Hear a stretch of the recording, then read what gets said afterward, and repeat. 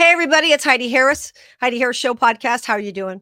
A very important topic today because many people throughout the country deal with politicians who don't really care what they do to neighborhoods. And there's a huge issue in Las Vegas right now where a very well established neighborhood is under threat because politicians, do gooders, gaming, and various other interests have come together to try to put a 900-bed homeless shelter in the middle of an established neighborhood where the houses were built in the late 70s. There are 14 schools within walking distance of the shelter, 14 schools. And by the way, if your child lives less than 2 miles from a school, your child can't get bused. So the kids will be walking past this homeless shelter. 900 beds. They say it's going to be transitional housing. They say there'll be various stipulations as to who gets in. I don't buy it. It's a big fight. The neighbors are livid, and rightfully so. And now there's news that they're going to try to build a forensic hospital, 4-story. I'm talking Hannibal Lecter stuff here, okay? That they're going to put on the same piece of property. It's a huge concern. Joining me is Lisa Mayo. I've known her for many years. She's a community activist. She runs political campaigns. I don't know that there's much that Lisa doesn't do. She knows where all the bodies are buried. She knows all of the players involved in this nonsense. And she's been helping the neighborhood for free, by the way, to battle this because it's definitely not something that should be in a neighborhood. How are you, my friend? I'm so good, Heidi. It's so good to be on your show and to see you. I feel like Groundhog Day because it seems like we're always in this situation where government, in this case, the legislature in 2023 session, at the very end of the session, decided that how this came about is that the MGM and our strip corridor, which I understand, don't want to have homeless people mingling with our tourists. And then that's just business. We understand that. That's not something that, it's not saying we don't have compassion for the homeless. It's not saying that. It's saying that we're a tourist destination and people come here and spend their hard-earned vacation dollars and want to not have to intercept with homeless people. That's right. Let me stop you there because there's a little history we need to know. I don't know all the details on it either. Years ago, you didn't have homeless people on the, well, of course, you didn't have overhead walkways years ago either. But in the last few years, they put in overhead walkways between the hotels. And all of a sudden, there was a proliferation of homeless people or people just begging who maybe weren't even homeless, hanging around on these walkways. And it was a very bad look for Vegas. And there was concern as to who actually had the ability to keep these people off the walkways. Do you know the history on that? Because I know they've cleaned it up quite a bit, but do you know the history on who actually had jurisdiction of the walkways? Yeah, what happened was the Nevada Resort Association in Clark County passed an ordinance on those public bridges and walkways that you can't stand on the walkway for longer than like 5 minutes.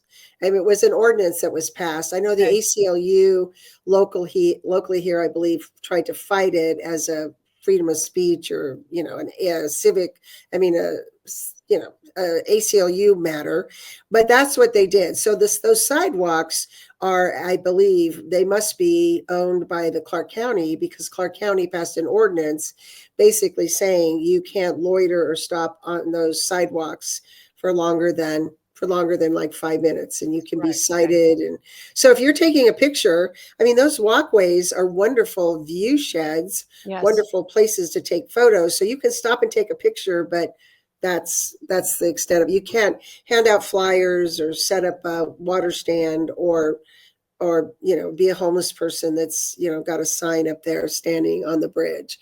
I don't care if you're standing there talking about Jesus, handing out flyers, singing karaoke. I don't care what you're doing. You don't belong there impeding the flow of traffic on the overhead walkways. Right. And it's dangerous. I mean, you think about, granted, there's sides on it and everything, but those are pretty narrow.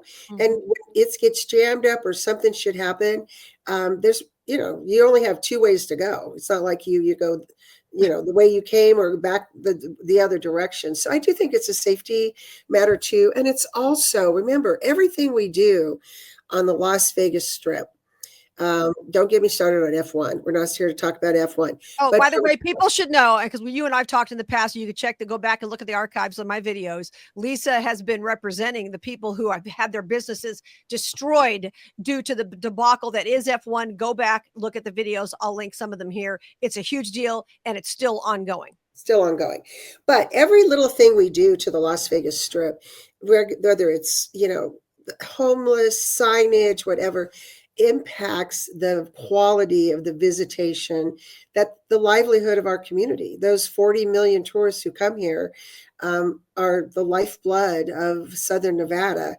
And so anyway, so the MGM and the casinos, rightly so, are saying we've got to do something to move the homeless off of the Strip and move them somewhere, or house them, figure out something. So Steve Yeager, Assemblyman, he was the majority leader and is still the majority leader of the House, the Assembly. He passed this bill that the government, the state, would put up $100 million, and the gaming companies would put up $100 million. And we're going to build this Campus of Hope, a 900-bed facility. And, that's all good and well if you want to have that, but you need to have a public conversation. And I can tell you, when you go back and look at public comment, the people in that neighborhood, well, nobody knew where it was going to be. Let's go back to that. There wasn't a scoping yet. We're going to put this somewhere, and nobody knew where it's going to be. So fast forward, it passes in 2023, and they have some company come in and do an analysis of the different sites, the different state-owned sites. And lo and behold, they land on this site on West Charleston between Jones and I think Torrey Pines, or in that section over there, without any input from the neighbors, without any meetings. Like, hey, here are the 3 different options. Let's talk to the people. Maybe there's an industrial option or something. But no, we just made this unilateral cloak of darkness decision, and we're going to put this in your neighborhood. And oh, by the way, we're going to break ground in September, and you're really just sort of getting involved in April, the middle of April. I mean, this is shameful. And this is the stuff I go crazy over, Heidi, is that you didn't involve those very people impacted: schools, businesses, the college, homeowners, all sorts of people. You did not have the decency, the respect to sit with them and say, look, this is what we're doing, and these are our options, and maybe there's a better option. Maybe there's an industrial site, whatever it is, but you owe people that kind of transparency. And in this case, there was none of that. No, and many of the houses nearby, especially south of Charleston, if you know Vegas at all, are started at $500,000 and go up. And there are a lot that are more expensive than that. And I don't know that they can point to any place in the country where there's a shelter like they're envisioning that is built in this kind of a neighborhood. They're with 14 schools. I knew there were 4. I didn't realize there were 14 until some of the teachers at the meetings talked about how many of them are in proximity. And plus a high school. There's Opportunity Village. For those who don't know, that's for people with intellectual disabilities. It's been there forever. That's right there. The college is right there. Yes, there are other services. There are a library and whatnot. But the idea that people are going to be wandering around during the day in this neighborhood, I mean, this neighborhood can't accommodate this influx of people, and they're not going to keep them locked inside. There's been no indication they're going to do that. No. And, this is really sort of the hypocrisy I see of this.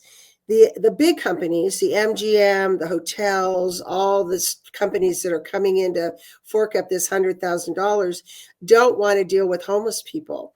But they are strip casinos with security, That's paid right. security. That's right. These are $100 million, billion-dollar casinos. But you want to move your problem to West Charleston, where there's 150 businesses like Farm Basket. I mean, Right. I love Farm Basket. I do It's too. going to be across the street from this. And Right. it has a drive-through. I can't imagine what might happen to Farm Basket. Look at the library. Every morning in the library, there are people sitting out there who slept there all night long in front of the library who are going to go hang out in the library all day long. Imagine when they're nine. And by the way, we'll get more into the details, but this is supposed to be a 900 bed homeless shelter. Yeah. And unless people are locked in, which I don't know how they can justify locking people in, they are going to be wandering around. They are going to go to those places. And let's go back. And we want to make sure everybody understands. We do believe that homeless people are human beings. Yes. Deserving of our compassion and our care. We're not saying that. And even though a lot of these shelters, I believe, waste their money, the results are not good for like the Reno one and things like, we know that. Okay. It's a revolving door. A lot of people make money. It's a homeless industry. We all know all that. I don't care if they waste their money, but this doesn't belong in a neighborhood like this. I mean, there's just no way it's compatible. No. And, you look at the businesses, and the homeless problem is very complex. I'm not in that business. I certainly, I am a big supporter and now working to try to create affordable housing. That's not necessarily housing for homeless, but just affordable housing. But, the city has spent hundreds and millions of dollars on their courtyard down at the city, which doesn't seem to, I guess it's busy, but the people sleeping outdoors. Right. And if I go to the west side of town quite often, F Street, that whole area, you still have homeless people that don't want to sleep in a shelter. Right. And you're right. They're in and there's a shelter in one place, a couple of services, and then there are all the people hanging outside. I know a woman who works there's a rehab facility, as you know, down there near Four Master Lane where Channel 3 is.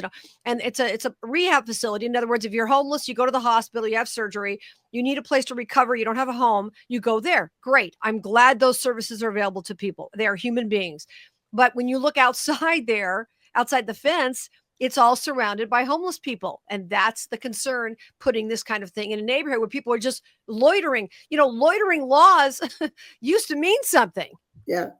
Well, look, I know they've tried to, I'll tell you, I went to the public meeting, the big one that they had at the library, and the description of this, the process was really willy-nilly. I mean, this was not, I had no confidence in the person they brought from San Antonio. She might be a nice lady, but she gave absolutely no confidence to me. And, and let's get clear. I used to live in this neighborhood. I lived there for years. I have 2 graduates from Bonanza High School. 2 of my kids graduate from Bonanza, which is going to be right there impacted by this. Right. But I don't live there anymore. But the neighbors around there and the community needed somebody that was willing to help them get this out into the public. And I said, I would absolutely help that, because I believe you have a voice, and I believe we should know the devil's in the details with this, and we should know all the details. There's some wonderful people that are heading this charge, that are doing this, that we'll talk at the end. They have a petition, they have meetings. We're going to start getting, certainly, hopefully with your help and others, more press. And hopefully what the ultimate goal here is to get everybody to come back to the table, show us the properties you didn't pick. Right. Let us have a say-so in what those should look like. And let's look at the cost benefit analysis, just the children alone. I mean, so What I was going to say about the center, there's 900 beds.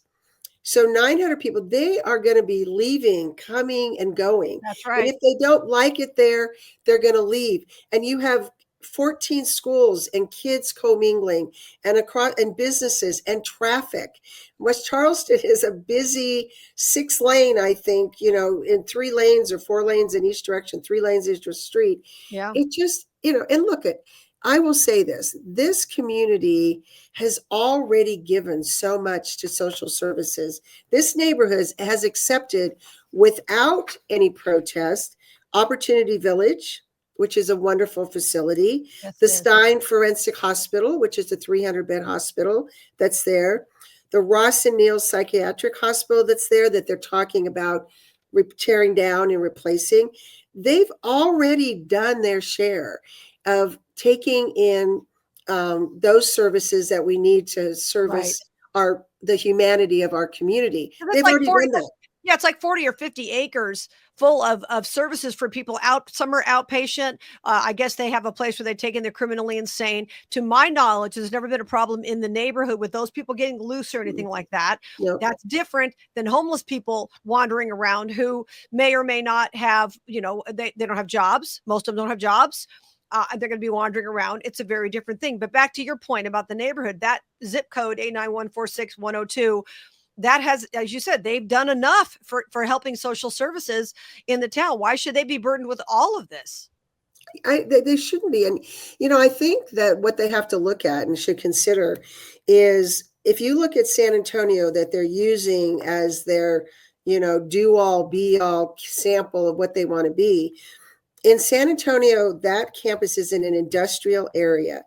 Probably to the north of the campus is some apartments, an apartment complex that may be a transitional housing. We need to look into it. But everything else around it is industrial. Right. There's a plumbing facility next to it, lots of different things. We need to consider putting this in that type of an area where you don't have schools, you don't have small businesses, you don't have homes, you don't have people that have lived there for generations, and they have a quality of life. Well, that's right. That they've bought into. And that quality of life deserves to be protected. The other day they had a meeting at the community college where Kim Jeffries, the new CEO of Haven for Hope, who, by the way, has no record of success, and Haven for Hope in San Antonio has an F rating in the neighborhood around it, an F rating. And she tried to say, oh, there's a jail there. I'm sorry. Did they count the jail as part of the crime? I don't know. Anyway, it's a nightmare. And what she said the other day at the meeting was, well, when asked, are you going to drug test people? Well, yeah, we're going to have them do a breathalyzer. Well, that doesn't do anything for narcotics, first of all. And if you have people try to pass a breathalyzer, you're not going to have people in the shelter. See, they're talking out of both sides of their mouth. Gaming has come out, Virginia Valentine, Nevada Resort Association. And I know you know all this, Lisa, but for the people in the back, she came out and said, we want to move. She's been very clear. We want to move the homeless problem. We want to relocate it off the strip. Okay, I get it. Okay. But if this shelter is only going to take people who are in transition, who are going to be able to pass a drug test and all these things then they're not going to get those people off the strip, because the people on the strip are the chronically homeless, or the ones who came to Vegas and thought they'd make their, millions and didn't. Those people are not going to be helped by what they keep telling us the Campus for Hope is going to be in Las Vegas. So you and I both know what's going to happen at the end of the day is they're going to drop the standards. That's what they're going to do, to have to fill the place up, because otherwise they won't. Yeah, no. And look, I think certainly a facility, it's just a 900 beds in that location. Remember, I think it's Arizona Charlie's. Well, think about this. A local casino, Durango Station, the local casino is required to have 350 rooms. So I think they all have more, but that's the bare requirement. I think Arizona Charlie's has 900 rooms. So imagine putting Arizona Charlie's in a quiet neighborhood that you've already lived in, and in your neighborhood all of a sudden just pops up, and you have all that traffic and transient people in your neighborhood, and people walk. It's just a huge disruption. Right. And especially, the issue with the schools, I think, needs to really be considered, and the impact on small business. Like I said, that's the huge. MGM and those big guys, Nevada Resort Association represents companies that have security, that can pay to have homeless people moved if they have to. Right. But a small accounting business, nail salon, when you go up and down West Charleston and see those small businesses, Arby's, the coffee place, what are they going to do? They're going to have to be calling Metro or trying to that isn't fair. This is about what's fair. Yeah, and I don't think that's fair at all. And they've tried to say, oh, we're going to have security on campus. I'm not worried about security on campus. I'm worried about security in the surrounding neighborhoods. And then when Kim Jeffries, who makes nearly $400,000 a year for this complete debacle. By the way, she moved here, and she moved to Ward 3. Oh, she So doesn't live in she the same lives in ward? Summerlin up in Ward 3 as Oh, opposed to, or over there, as opposed to living.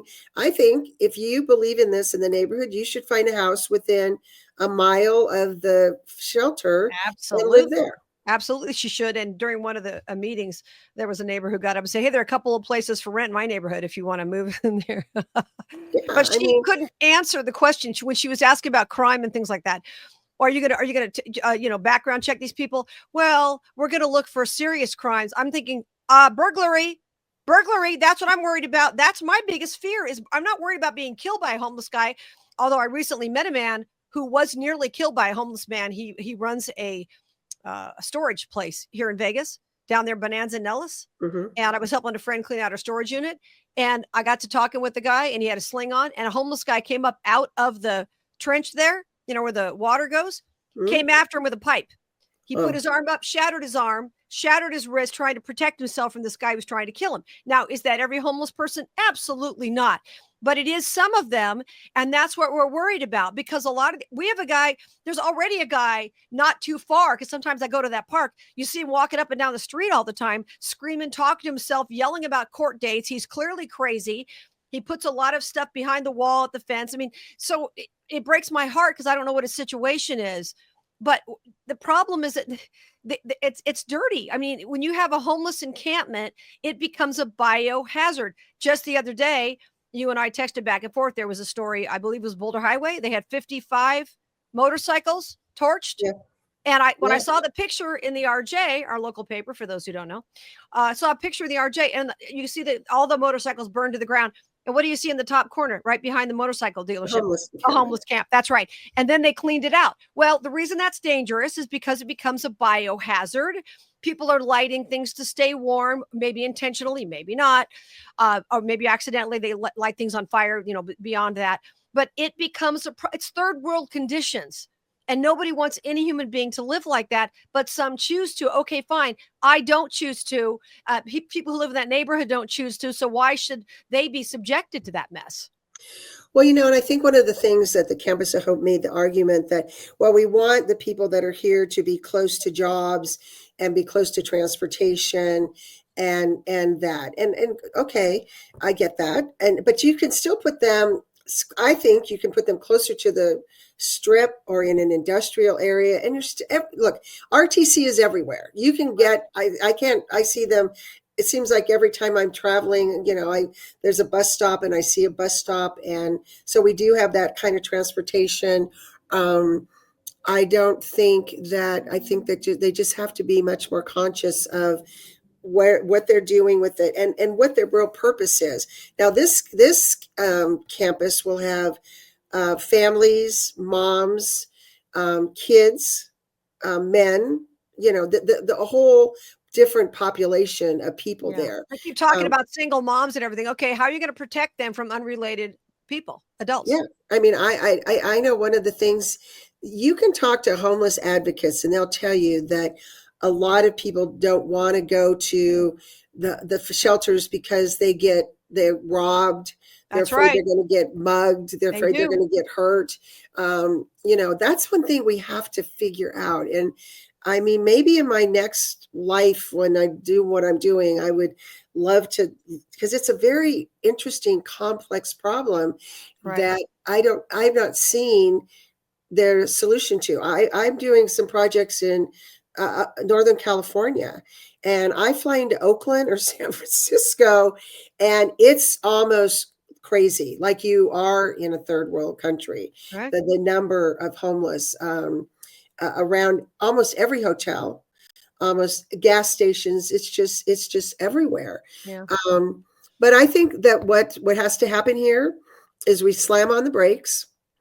We get more public. They have produced some documents, but I got to tell you, I can't find where this item was on the GoEd. And I put For those who don't know, that's the governor's office of economic development in the Nevada. governor's office of economic development approved this, Mhm. supposedly approved it. I can't find an agenda item where it was approved. There was a city council agenda item where they talked about it, but this is really being done by the state. It's Right. more of a, But let's not let Knudsen off the hook. Knudsen is no. the city councilman for that area. He has been attended a couple of meetings where he did not expect the outpouring of outrage that he got, the pushback, and he basically stands up in front of hundreds of people and says, "Well, I support it." I mean, what in the hell, buddy? You work for your constituents. You don't get to say I support it. It doesn't matter.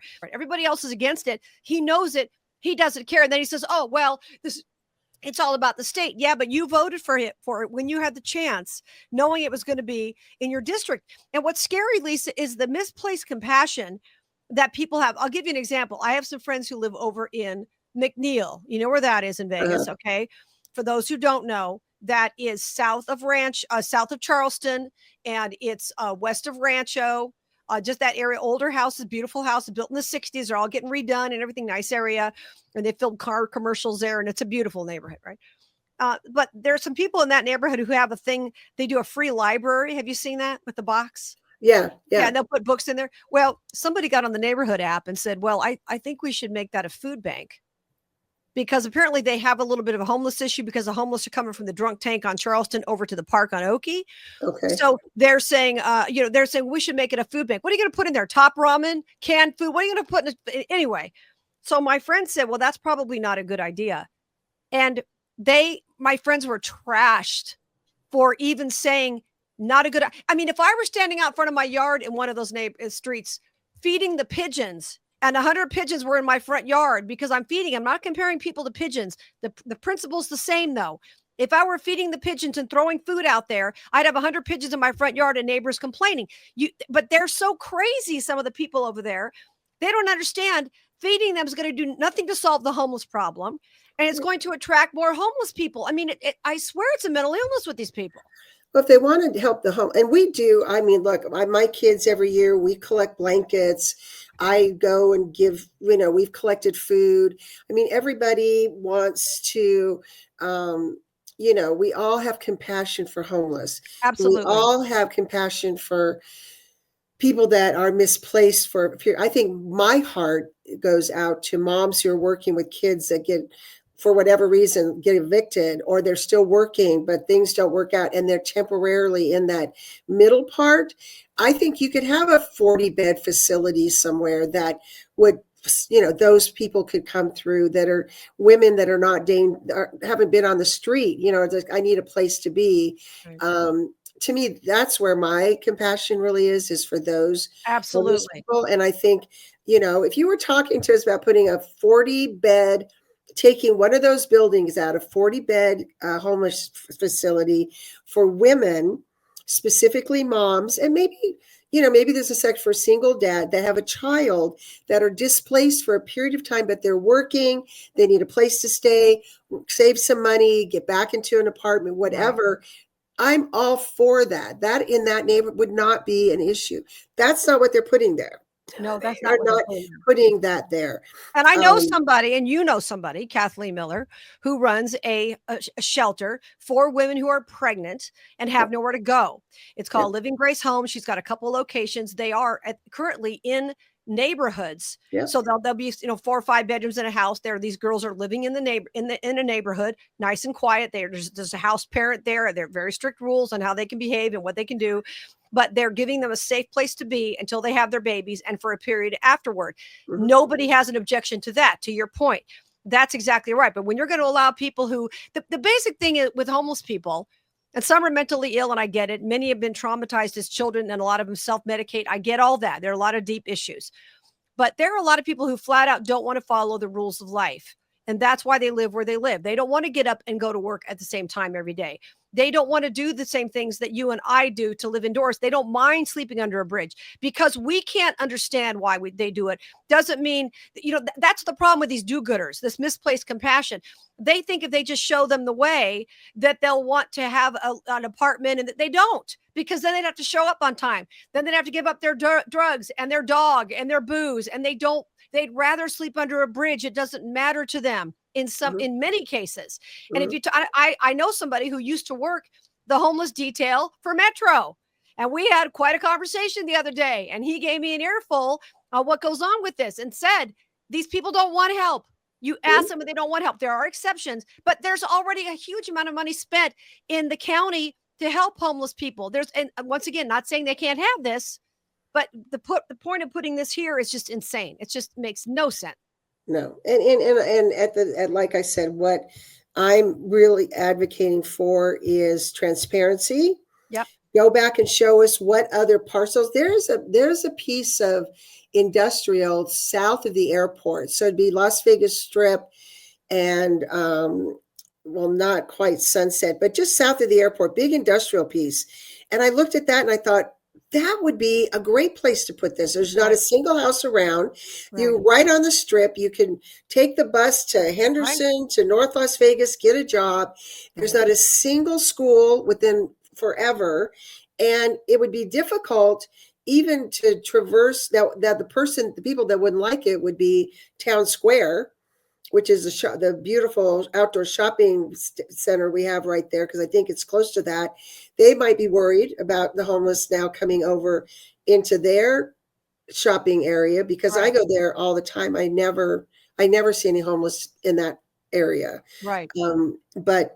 But that to me is a place that makes sense. Or maybe there's all sorts of industrial sites that are 40 acres or 25 acres or 30 acres that I think there's a piece of state-owned land up in North Las Vegas, way up there, that's state-owned, that there's not a single house around, that you could put something up there and keep them in allow them to come and go, but maybe in a more structured area until they can get a job. And they, and one of the things that the CEO, is it Kim? Is her name? Kim Jeffries, yeah. Kim Jeffries said, we talked about schools because there's 14 schools. And she goes, oh, the people that we take in, we'll want to keep their kids in the schools where they came from. So there were so many things about her presentation that just threw up a whole bunch of red flags to me. And then they tried to say they weren't going to have a food bank, but now they're saying they're going to have nutritional assistance at this food bank. Now, at this shelter. Now, does that mean they're going to feed people at the shelter who are there? I don't know. Are they going to have a food bank?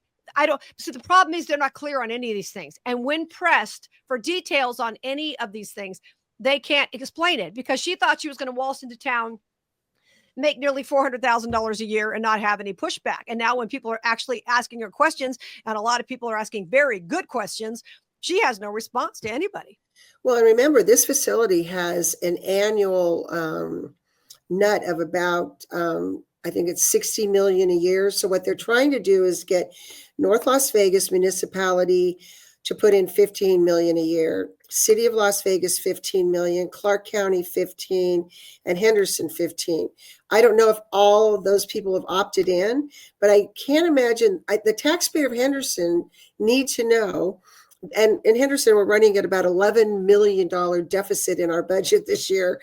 I don't think the Henderson taxpayers, of which I live in Henderson, would be very happy about this $15 million that we're putting into a shelter. And how are we going to, I can tell you the homeless people on Water Street and so forth, just by seeing them, are not likely going to be people that are going to want to be taken all the way over to the other side of the community at a shelter. But that's $15 million is a lot of money. Speaking of money, you're talking about the various jurisdictions having no money. The state legislature, I don't know if this is funded. We've not heard details as to whether this is funded or not. There's federal money gone because of Trump. There's less gaming revenue, fewer gaming taxes in the pot. As we record this, they're supposed to have the numbers out today, right? As far as the economic forum is supposed to be out today, let them know how much they have to deal with. But another issue is MGM Resorts is supposed to be coming up with $100 million. They're losing money. I mean, the revenues are down, the occupancy's down. So how do you go to your stockholders and say, I'm going to spend $100 million on homeless people? I mean, how do you justify that? That's to be seen too, isn't it? Absolutely. And the other thing to question is, this is a lot of money. $200 million is a lot of money. Yeah, would it be better spent to take $100 million or $200 million and give it to people that are really working in the homeless community. I know Dave Marlin works with homeless youth, and there's so many segments. And maybe you put more money into the courtyard and actually build some buildings so people don't sleep on the concrete. Maybe you put some more money into that. I mean, I just wonder whether we have to build, because once you build a 900 campus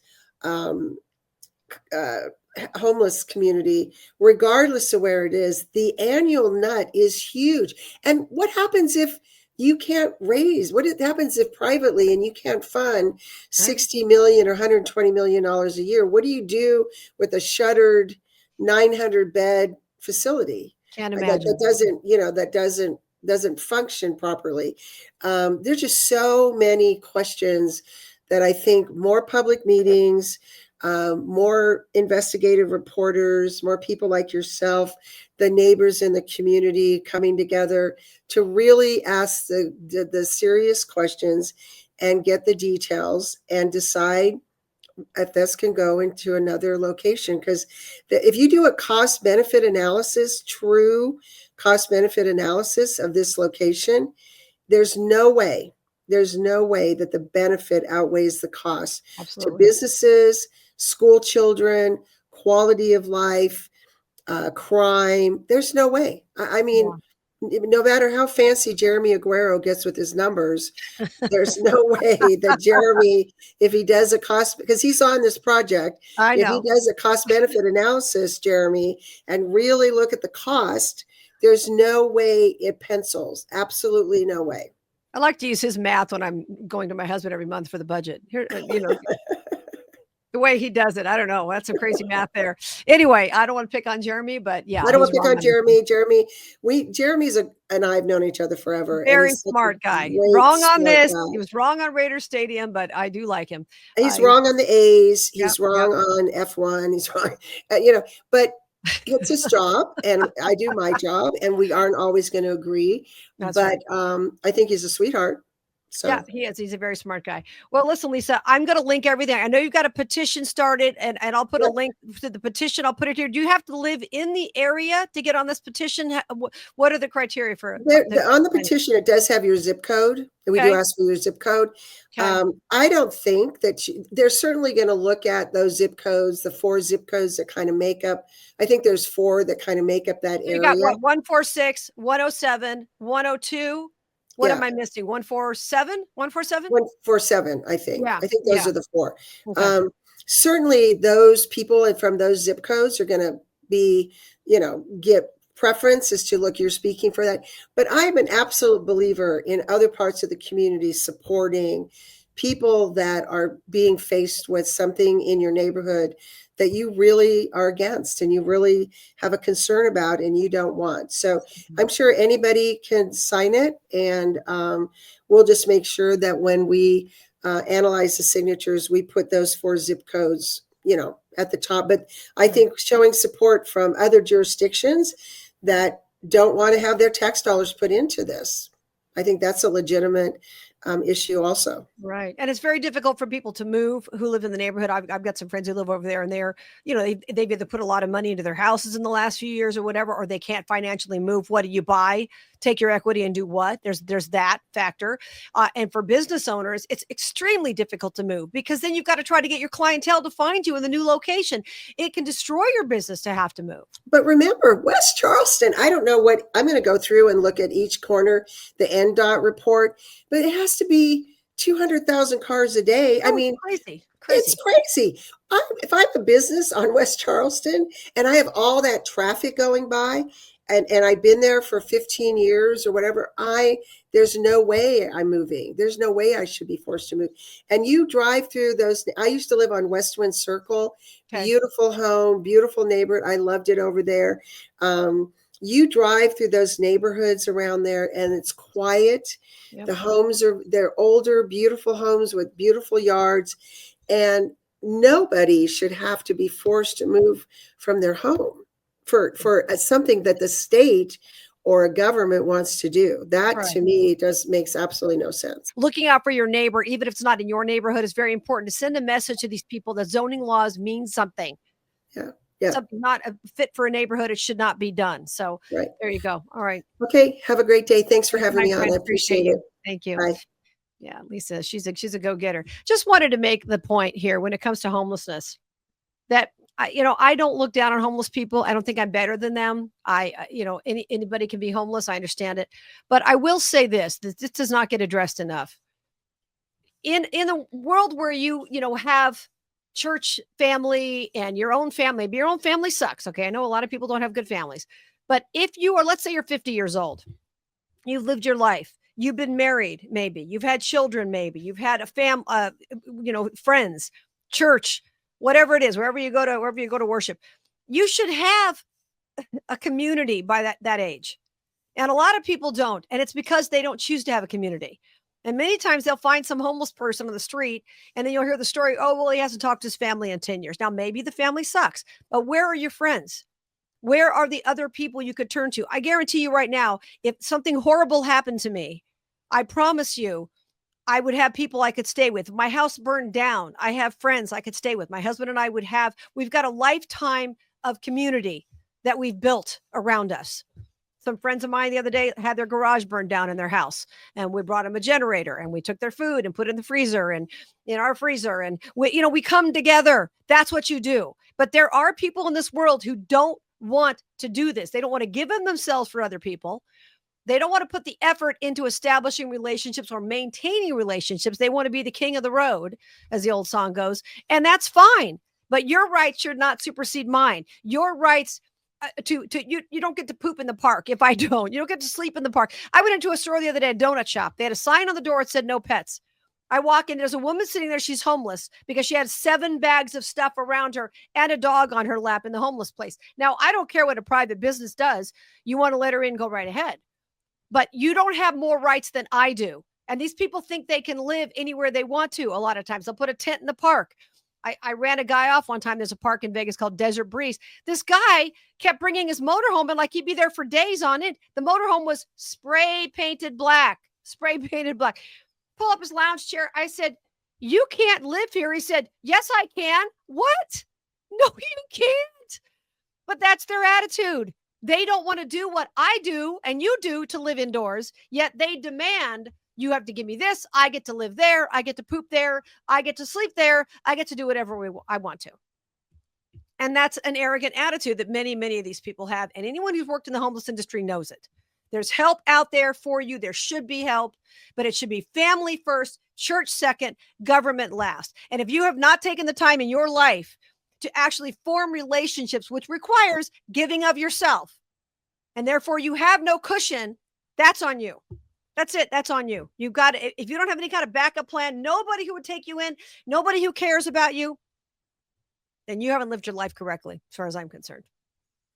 But once again, still not judging anybody. I'm not better than anybody else. I'm just talking about facts. Misplaced compassion does nobody any good. And tons of it's out there. Unfortunately, a lot of people. Misplaced compassion all over the place. Tell you what's a good book to read, and I'll link to it. The Tragedy of American Compassion, written by Marvin Olasky. Great book on the subject. There have been many others. But I'll link a couple of books that I've read on the topic, homelessness and various things. And, they're deserving of our compassion, but they don't have more rights than I do. It's not how it's supposed to work. All right, guys, I'm going to link everything we talked about, Lisa Mayo's information, all the petition, and all some other stories about the crime and things that have taken place around these shelters that have not been successful in other places. So get involved. Send this to anybody you know who's in that area and who could be affected. Please get involved. Please care about your community. We have to. Okay, guys. See you around. Don't forget to check out HeidiHarrisShow.com. Okay, for all that good stuff. Okay, see you guys.